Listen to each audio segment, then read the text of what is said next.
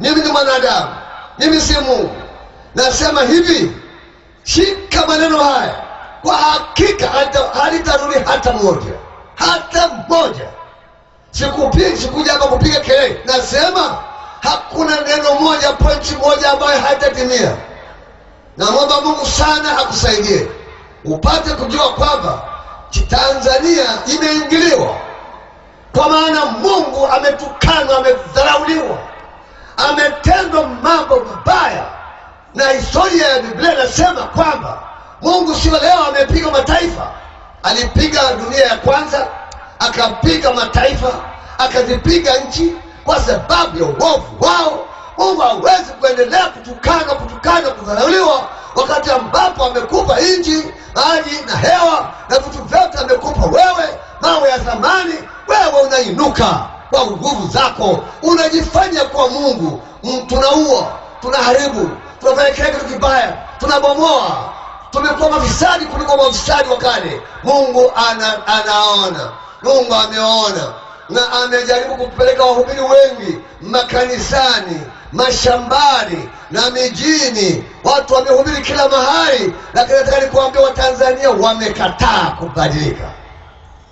Kwa hiyo basi, maneno haya ambayo nakuletea leo yaweke ndani ya moyo wako. Nitaanza mwanzo. Ilikuwa ni mwaka wa 1989, na mwaka ule ilikuwa ni mwezi wa 10, asubuhi saa 12. Nimetoka, nimesimama, nimeshavaa, naondoka kwenye makazi yangu. Nikiwa pale, sauti ikatokea nikiwa katikati ya chumba changu yenye kuniita, Emmanuel, Emmanuel, Emmanuel, Emmanuel. Sikuitika kwa sababu sikuona mtu anayeniita nimuone sura yake. Bwana akasema, Tanzania haitaweza kusimama katika siku ile ya kupimwa kwake, wala Burundi nayo. Akarudia tena, Emmanuel, Emmanuel, Emmanuel, Emmanuel. Tanzania haitaweza kusimama katika siku ile ya kupimwa kwake, wala Burundi nayo haitaweza kusimama katika siku ya kupimwa kwake. Nikayaweka maneno yale moyoni. Ilikuwa kama wakati ule malaika Gabriel alisema na Mariamu. Mariamu aliyaweka tu maneno moyoni kwa sababu kweli hajui kitu gani kimemtokea. Hao malaika Gabriel amekuja kujali. Baada ya hapo, mwaka wa 1991 Bwana akanitokea tena. Ilikuwa ni saa 10 ya asubuhi. Nimekwenda katika chumba changu cha kuomba ama cha sala. Nilipoona katika kile chumba, nilikuwa nimepiga magoti ninaomba. Wakati nilipokuwa naomba, kikanitokea kiumbe mbele yangu. Sio kwamba nimelala, hii si ndoto, ni kitu dhahiri. Kikanitokea kiumbe mbele ya macho yangu. Kiumbe kile hakina nyama, ni mifupa tupu chenyewe. Kichwa ni mifupa, miguu na mikono na mbavu ni mifupa tupu. Sasa nilipokiona sikufurahi kabisa. Niliona kimeingia kitu kibaya nyumbani kwangu. Nikajiuliza, kwa nini kitu kama hiki kingia nyumbani kwangu? Wakati niko pale pale, kikaona kama kilikuwa kinangoja kwamba nihakikishe kwamba nimeshakiona. Kikaanza kuzunguka katika chumba changu. Kikazunguka. Kilikuwa kinawaka. Hakikuwa na haja ya ukimulikie. Chenyewe kilikuwa na taa na waka. Ungekiona chote kama jinsi kilivyokuwa. Lakini wanatembea na kutetemeka. Ungesiweza kusikia mkurumo wake wa kutetemeka. Nikasema iliyopo sasa nitakikemea kihame nyumbani kwangu. Mwenzangu, nilikikemea iwezekanavyo, lakini hakikutoka. Wala hakimjali. Kaenda kuzunguka. Nikasema, sasa nitafanya nini? Au wewe ungefanyaje kama ungekuwa ni wewe? Nikasema, nitafanya nini sasa? Nikitoka katika chumba hiki nitakuja kufikiria kimekwenda wapi? Baada ya muda, baada ya kuzunguka, hakikusema nani. Kikatoweka mbele ya macho yao. Basi kilipotoweka, ndipo nikaondoka pale kwenye maombi, nikaenda kwenye chumba changu cha kulala. Nilikuwa nimelala chali. Naanza kutafakari, Mungu, ni kitu gani hiki? Ni shetani wa aina gani huyu? Sikuamini kwamba ni mambo Mungu ananiletea. Niliona tu kabisa shetani ameingia nyumbani kwao. Wakati nikiwa pale nilala chali na Biblia, nilala chali, Biblia ikajifunua kwa, ikatokea Biblia ikalala juu yangu, juu ya moyo wangu. Nikasema kitu kingine tena. Nikaanza kufikiri kile kitu cha ile skeleton nilipoiona, nikaanza kuangalia ni kitu gani kimetokea tena. Ikalala juu yangu. Biblia ile baada ya kulala ikatokea maandiko yote yanayozungumza habari za hukumu za Mungu na maafa na uteketezaji wa uharibifu na vita na mambo yote mabaya, yakatoka upande wa Biblia upande huu, yakahamia upande huu. Na baada ya hapo yakatokea maneno mengine upande huu, yakarukia upande wa Biblia ya pili. Maneno yote ya uponyaji, huruma za Mungu, upendo wake, masamaha, uponyaji, rehema zake, yakahamia upande mmoja. Biblia ikawa na sehemu mbili, upande mmoja unasema juu ya mauti na upande wa pili unasema juu ya uzima. Sasa baada ya hapo, baada ya kuona hayo, ndipo Bwana akasema nami kwa sauti iliyokuwa kama mgurumo wa maji mengi, sawa kama alivyosema na Yohana nabii. Bwana akasema hivi: kile ulichokiona katika chumba chako cha maombi ni mauti, ni mauti ya Watanzania. Maana yake ameachilia mauti. Mauti si kifo. Mauti sio kifo. Mauti ni nguvu inayozalisha maafa, vifo, mambo mbalimbali mabaya. Ni nguvu inayozalisha mabaya.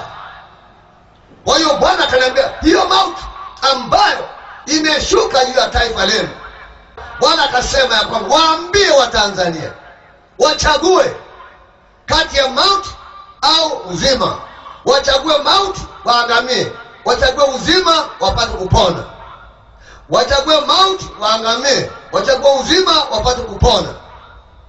Bwana akaenda kusema nami, akasema waambie Watanzania hiyo mauti ambayo imelishuka taifa lao, kama wataiacha iendelee mpaka izalishe mazao, sio matunda, mazao, basi baada ya kuzalisha mazao hakutakuwepo tena masamaha, ila ni kuangamia na kuteketea kwao Watanzania. Bwana akaendelea kusema nami akasema waambie, sikiliza sana mtu yote aliye Mkristo hapa, mtu yote ambaye, maana wakati Mungu aliposema mara ya pili na mimi, ndio kitu ambacho sasa hivi nakisema sana, kwa maana Mungu ni mjilio wa mara ya pili. Bwana akasema katikati ya watu wangu, wale watu wacha Mungu, watu ambao ni wasafi mbele ya Mungu, watu ambao wamegeuka, wameacha njia zao mbaya, wamejitenga na mabaya, Mungu akasema waambie watu hao, katikati yao wako watu wabaya watendao maovu kuliko hata watu ambao hawanijui mimi. Bwana akarudia akasema waambie watu wangu wanipendao, wale waliojitenga na maovu, waambie ya kwamba katikati yao wako watu waovu, watu wabaya ambao wanatenda mabaya, hata katika mabaya hayo ni mabaya ambayo watu wanaoyatenda ni watu ambao wamekataliwa, wametupwa. Ninasoma kitabu cha Yuda, utapata habari hizo. Wako tena. Bwana akasema kila utakapokwenda katika mkutano ukiwaambia watu, watakuwepo watu wa namna hiyo. Ina maana kwamba mimi pia naamini wako watu wa namna hiyo hapa. Wale watu hawapendi kutubu, hawapendi kuacha mabaya yao, lakini wanataja jina la Bwana, wanajiona kama ni watu wa Mungu. Kula sakramenti na kupata ubatizo na kwenda kanisani hakuja kufanya kuwa mtu wa Mungu. Rafiki, kuwa mtu wa Mungu ni mtu ambaye amejitakasa, ameachana na maovu, ana upendo wa Mungu, hana maonevu, hana chochote kibaya, ni mtu wa sala, ni mtu apendaye ndugu zao, ni mtu mwema. Mungu anakuona kama ni wewe, Mungu anakufahamu. Usiogope, anakuelewa, anakujua. Endelea kumwamini, kusimama kwa imani. Haleluya. Sasa nisikilize. Baada ya hapo ndipo ile kitabu cha Biblia ambacho nilikuwa nimekishika kimelala juu ya kichwa changu, juu ya kifua changu, kikajifunika, kikaingia ndani yangu, kikajifunika, kikaingia ndani yangu. Mambo ambayo niliona huko mbele sina haja ya kuambia bana, haikuhusu. Niliona mambo ya ajabu sana. Lakini sikiliza, baada ya hapo ndipo nilifanya nini? Nilianza kumwomba Mungu na kuiangalia Biblia hii kama maneno haya yanakubaliana na Biblia yetu. Kila neno nilizawazisha na Biblia, nikawaona wataalamu wa maandiko na wa Biblia, nikawauliza maswali, nikawaeleza. Kwa kweli wakasema hayo maneno yameambatana na Biblia kabisa, ni maneno ya Mungu.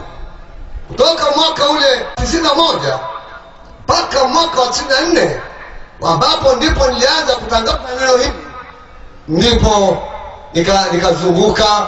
Walikataa watu wa Mungu, unataka hapana, umeharibika akili. Ndugu yangu Mtanzania, siharibika, akili zangu ziko sawa kabisa. Bwana Yesu asifiwe. Wengine wakasema hawa ni wale watu wanaotafuta pesa za kudanganya watu. Ndugu yangu, mimi si mdanganyifu, sichukua senti ya mtu, wala sitakaa nifanye kitu namna hiyo. Mimi na mikono yangu nafanya kazi, na mimi ni mhubiri, ni mchungaji. Bwana Yesu asifiwe. Kwa nini nidanganye? Kwa nini niwaambie watu uongo? Ni kwa nini? Maana yake mtu atakayesema neno hili kwa kudanganya, ole wake. Kweli nasema ole wa mtu huyo. Sasa baada ya hapo niliendelea kuhubiri katika miji na katika vitongoji na kila mahali ambapo Bwana aliniwezesha kuongea. Na baada ya hapo ndipo nikanyamaza. Baada ya miaka 10, miaka 4 iliyopita, Bwana akanitokea tena, akaniambia, ondoka, nenda kawaambie watu wangu wa Tanzania, wakati ulio mbele yao ni mbaya, sio wakati mzuri.